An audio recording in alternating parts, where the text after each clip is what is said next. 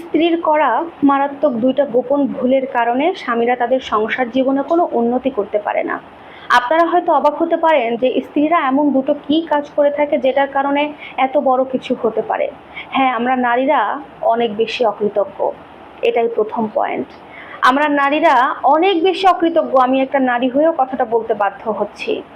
একটা হাজব্যান্ড যখন বিবাহিত সম্পর্কে নিজেকে যুক্ত করে, একটা হাজব্যান্ড তার স্ত্রীর ভালোর জন্য, তার স্ত্রী কিভাবে সুখে থাকবে, কিভাবে ভালো থাকবে, কিভাবে সে একটু ভালো করবে, একটু ভালো খাবে, সব কিছু খেয়াল রাখতে কিন্তু সে দিনরাত পরিশ্রম করে। পুরুষ মানুষ কখনো নিজের জন্য একার জন্য কখনো খাটে না। একটা পুরুষ মানুষ যখন সারা দিন মাথার ঘাম পায়ে ফেলে পরিশ্রম করে বাসায় ফেরে, তখন ওই পুরুষটা কিন্তু একটাই চাওয়া থাকে যে আমি বাসায় ঢুকে আমার স্ত্রীর একটা মিষ্টি হাসি দেখব, বাসায় ঢুকে আমি আমার স্ত্রীর মুখে দুটো ভালো কথা শুনবো, আমার সারা দিনের পেরেশানি দূর হয়ে যাবে, আমার সারা দিনটা একদম মলিন হয়ে যাবে, সব কিছু ভুলে আমি একটা সুন্দর একটা ফ্রেশ ঘুম দিব।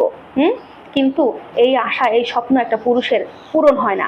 অধিকাংশ নারী কি করে, যখনই একটা পুরুষ তার কাজ শেষ করে বাসায় ফেরে, কিন্তু নারী ওই সময় কি করে, সমস্ত অভিযোগ ওই সময় পুরুষের কানের কাছে এসে ঘ্যান ঘ্যান প্যান প্যান শুরু করে দেয়।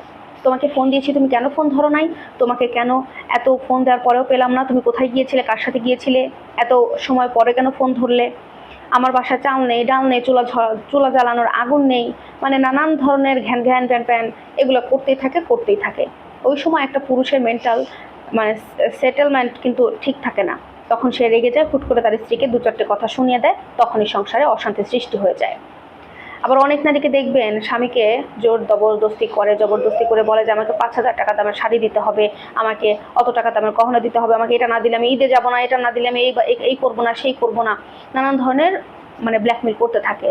যখন হাজব্যান্ড বলে যে আমি তোমাকে 2,000 টাকা দিচ্ছি, তুমি এটা কিনে নাও, পরবর্তীতে দেবো, এখন তো টাকার একটু কম আছে, তখনই দেখবেন নারী বলতে শুরু করবে, তোমার সাথে বিয়ের পর থেকে তো আমার কোনো সকাল তুমি পূরণ করলে না, তোমার সাথে বিয়ে হয়ে আমার জীবনটাই নষ্ট করে ফেললাম, আমাদের জন্য তুমি কিছুই করো না, সবসময় শুধু এই নাই সেই নাই, নানান ধরনের কথা বলতে থাকে।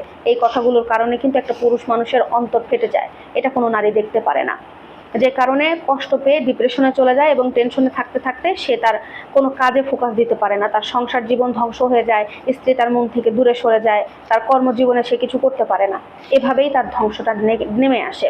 দ্বিতীয় যে ভুলটা নারীরা করে সেটা হচ্ছে, নারীরা অনেক বেশি মুখে মুখে তর্ক করে তার স্বামীর সাথে।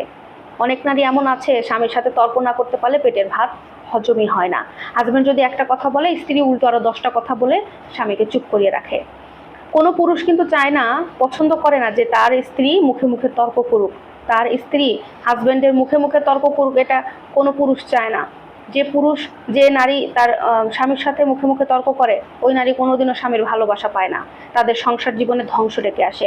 এই সমস্ত কারণে দেখা যায় পুরুষ মানুষ সংসার জীবন থেকে বেরিয়ে যায়, বিচ্ছেদ হয়ে যায়, তার কর্মজীবনে ব্যাঘাত ঘটে, তার সমস্ত কিছুতে ধ্বংস। আমার প্রত্যেকটা মা বোনের কাছে একটাই রিকোয়েস্ট, আপনি যাই করেন তাই করেন, হাজব্যান্ডের সাথে কখনো এই দুইটা কাজ করবেন না। এই দুইটা কাজ করা থেকে বিরত থাকুন, দেখবেন সংসার জীবন অনেক সুখে।